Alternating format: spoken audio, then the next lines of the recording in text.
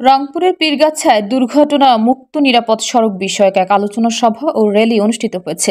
মঙ্গলবার বিকেলে পীরগাছা জে.এন সরকারি মডেল উচ্চ বিদ্যালয় চত্বরে এই আলোচনা সভা অনুষ্ঠিত হয়। জেলা ট্রাফিক বিভাগের আয়োজনে ও জেলা পুলিশের টিআই নূর আলমের সঞ্চালনায় এতে প্রধান অতিথি ছিলেন জেলা পুলিশ সুপার মোহাম্মদ শরীফ উদ্দিন।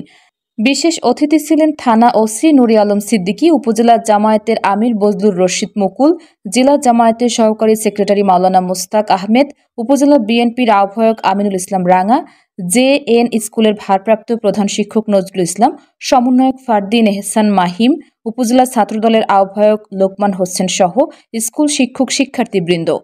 পুলিশ সুপার মোহাম্মদ শরীফ উদ্দিন বলেন, গত 5 বছরে সড়ক দুর্ঘটনায় নিহত হয়েছেন ৭৬,০০০ মানুষ। আমাদের অসংখ্য স্বজনরা পঙ্গুত্ব বরণ করেছে। আমাদের জীবনের প্রতি গুরুত্ব না দিয়ে গাড়ি চালানোর কারণে এই সকল ভয়াবহ দুর্ঘটনা ঘটে। অঙ্গীকার করতে হবে সড়ক দুর্ঘটনা এড়াতে সকল ট্রাফিক আইন মেনে চলব, নিজেদের জীবনকে সুরক্ষা দেওয়ার জন্য।